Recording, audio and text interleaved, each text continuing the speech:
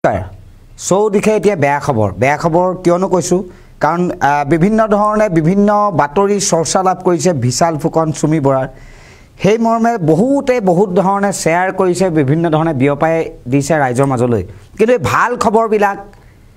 কিন্তু এই এনে ধৰণৰ বেয়া খবৰৰ মাজত লুকাই গৈছে আজি এটা ভাল খবৰ দিম আৰু ভাল খবৰটো আপোনাৰ ওচৰ চুবুৰীয়া আপোনাৰ পৰিয়াল আপোনাৰ ঘৰত থকা সদস্য যদি কাৰোবাৰ থাকি গৈছে তেনেহলে এই ভাল খবৰটো শ্বেয়াৰ কৰক বা জনাই দিয়ক তেনেহলে আপুনিও লাভ হ'ব আৰু এই পৰিয়ালটো বা ওচৰ চুবুৰীয়া লাভান্বিত হ'ব কাৰণ আমি কবলৈ গৈ আছো ৰেশন কাৰ্ড আপোনাৰ আছে না যদি আপোনাৰ ৰেশন কাৰ্ড আছে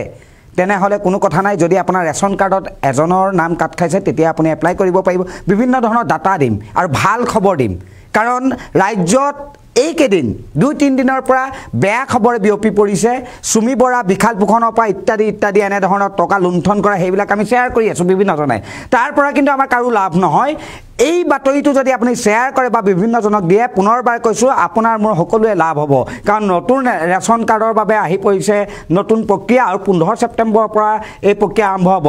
আৰু এই সমগ্ৰ এই গুৰুত্বপূৰ্ণ বাতৰিটো যাতে আপোনাৰ ওচৰ চুবুৰীয়াই গম পায় বা ওচৰ চুবুৰীয়াই জানিব পাৰে বা দৰিদ্ৰ পৰিয়ালটোৱে জানিব পাৰে তাৰ ব্যৱস্থা কৰিবৰ বাবে আপুনি সম্পূৰ্ণকৈ বাতৰিটো চাওক আৰু যিমান পাৰে শ্বেয়াৰ কৰি দিয়ক মই ইমদাদ আলীয়ে 24 লাইভৰ এই গুৰুত্বপূৰ্ণ বাতৰিটো আগবঢ়াই নিবলৈ চেষ্টা কৰিছো ৰেশন কাৰ্ড নোপোৱা সকলৰ বাবে অতিকৈ ভাল খবৰ ৰেশন কাৰ্ড নোপোৱা সকলৰ বাবে অতিকৈ ভাল খবৰ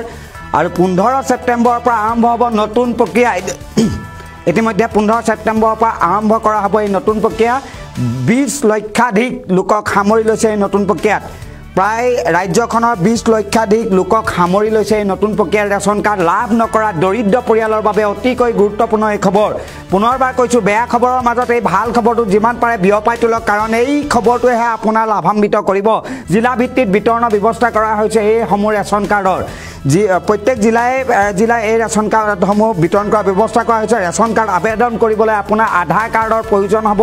আপুনি যেতিয়া আবেদন কৰিব তেতিয়া আধাৰ কাৰ্ড লগত ৰাখিব ৰেশন কাৰ্ড আবেদন কৰিবলৈ আপোনাৰ আধাৰ কাৰ্ড ভোটাৰ কাৰ্ডৰ কপি গাঁঠিও দিব লাগিব যেতিয়া আপুনি ফৰ্মখন ফিল আপ কৰিব কপিটো জমা দিব তেতিয়া ভোটাৰ আইডি আৰু আধাৰ কাৰ্ডৰ জেৰক্স কপি আপুনি জমা কৰিব লাগিব ফৰ্ম জমা কৰাৰ সময়ত আপোনাৰ আধাৰ কাৰ্ড আৰু ভোটাৰ আইডি জমা কৰিব লাগিব এইসমূহ শুদ্ধভাৱে জমা কৰাৰ পাছতে আপুনি লাভ কৰিব ৰেশন কাৰ্ড পুনৰবাৰ কৈছো বেয়া খবৰসমূহৰ মাজত এইটো ভাল খবৰ আপোনাৰ মোৰ ওচৰ চুবুৰীয়া সকলোৰে বাবে দৰিদ্ৰ পৰিয়ালসমূহক খবৰ দি আবেদন কৰাত সহায় কৰিব লাগে আপুনি মই সকলোৱে কাৰণ যেহেতু দৰিদ্ৰ সীমাৰেখা বহু লোকে ৰেশন কাৰ্ড পোৱা নাই ৰেশন কাৰ্ড থকা সকলো পৰিয়ালৰ বাবে সুবিধা আহিছে এতিয়া পুনৰ 20 লক্ষাধিক লোকক সামৰি লৈছে আৰু কাৰ্যকৰী কৰা হ'ব এয়া 15 ছেপ্টেম্বৰৰ পৰা গতিকে আপুনি 15 ছেপ্টেম্বৰৰ পৰা যেনে ধৰণে কাৰ্যকৰী কৰা হ'ব তেনে ধৰণে আপুনি আজিৰ পৰা এই বাতৰিটো বা এই খবৰটো আপোনাৰ ওচৰ চুবুৰীয়া বা আপোনাৰ পৰিয়ালৰ সদস্যক বা আপুনি বিভিন্ন জন দৰিদ্ৰ পৰিয়ালসমূহক আপুনি জনাই দিয়াৰ ব্যৱস্থা কিন্তু আপোনাৰ কাৰণ এই বাতৰিটোৱে বা এই খবৰটোৱে সেই পৰিয়ালটোক কিছু হলেও সকাহ দিব কাৰণ ৰেশন কাৰ্ড পোৱা সকলৰ বাবে বহুত সকাহৰ কথা হৈ পৰে এই বেয়া সময়ত বা এই বেয়া বাতৰি চলি থকাৰ সময়তে এই ভাল বাতৰিটো আপুনি কিমান পাৰে শ্বেয়াৰ কৰক বেয়া বাতৰিবিলাক বিভিন্ন ধৰণে শ্বেয়াৰ হৈ থাকে বিভিন্ন ধৰণৰ নিগেটিভ বাতৰিবিলাক শ্বেয়াৰ হৈ থাকে কিন্তু এই ভাল বাতৰিসমূহ আমি যদি শ্বেয়াৰ কৰো দৰিদ্ৰ পৰিয়াল সহায় হ'ব আপোনাৰ ওচৰ চুবুৰীয়া আপোনাৰ গাঁওখনত থকা দৰিদ্ৰ পৰিয়ালসমূহে সকাহ পাব গতিকে এই বাতৰিটো পুনৰবাৰ অনুৰোধ কৰিছো এনে ধৰণে 15 ছেপ্টেম্বৰৰ পৰা নতুন প্ৰক্ৰিয়া যেন আৰম্ভ হ'ব আৰু 15 ছেপ্টেম্বৰৰ পৰা ফৰ্ম ফিল আপ কৰা হ'ব প্ৰত্যেক জিলাই ব্যৱস্থা কৰা হ'ব আপোনাৰ ঘৰখনত যদি আপোনাৰ এজন সদস্য থাকি গৈছে ৰেশন কাৰ্ডৰ পৰা হেয়াও এপ্লাই কৰিব পাৰিব এই সমগ্ৰ বিষয়টো এই গুৰুত্বপূৰ্ণ বিষয়টো ৰেশন কাৰ্ডৰ এই গুৰুত্বপূৰ্ণ বিষয়টো আপুনি যিমান পাৰে বিয়পাই তোলক আৰু ধন্যবাদ জনাইছো সকলোৱে যিমান পাৰে সিমান যিসকলে দৰিদ্ৰ সীমাৰেখাৰ তলৰ যিসকল ব্যক্তি পৰিয়াল আছে তেওঁলোকক বিয়পাই দিয়াৰ বাবে আৰু পুনৰবাৰ কৈছো এইটো এটা অতিকৈ গুৰুত্বপূৰ্ণ খবৰ যেহেতু বিশাল আৰু চুমি বৰাৰ এই কেছটোৱে বা এই বিতৰ্কটোৱে সমগ্ৰ পৰিৱেশ বিনষ্ট কৰি আছে তাৰ মাজতে এটা ভাল খবৰ যাতে বিয়পি পৰে সমগ্ৰ ৰাজ্যতে সমগ্ৰ দৰিদ্ৰ সীমাৰেখাৰ প্ৰত্যেকটো পৰিয়ালৰ মাজত যাতে বিয়পি পৰে তাৰ ব্যৱস্থা আমি সকলোৱে কৰিব লাগে মুখ্যমন্ত্ৰীৰ মন্তব্য আছে আমি মন্তব্য পুনে যাব বিচাৰিছো অতিৰিক্তভাৱে 20 লাখ পৰিয়াল নহয় জনসংখ্যা 20 লাখ জনসংখ্যা পৰিয়াল যদি আমি এভাৰেজ 4 জন কৰি ধৰো 5 লাখ হ'ব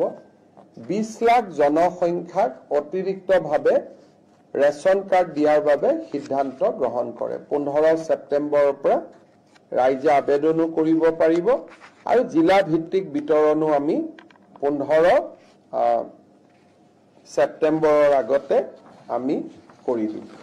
ইউৰ ৰাইজৰ বাবে এটা সহায় হ'ব যে 20 লাখ লোকে অতিৰিক্তকৈ ৰেচন কাৰ্ড লাভ কৰিব আজি আমাৰ কেবিনেটে অতিৰিক্তভাৱে 20 লাখ পৰিয়াল নহয় জনসংখ্যা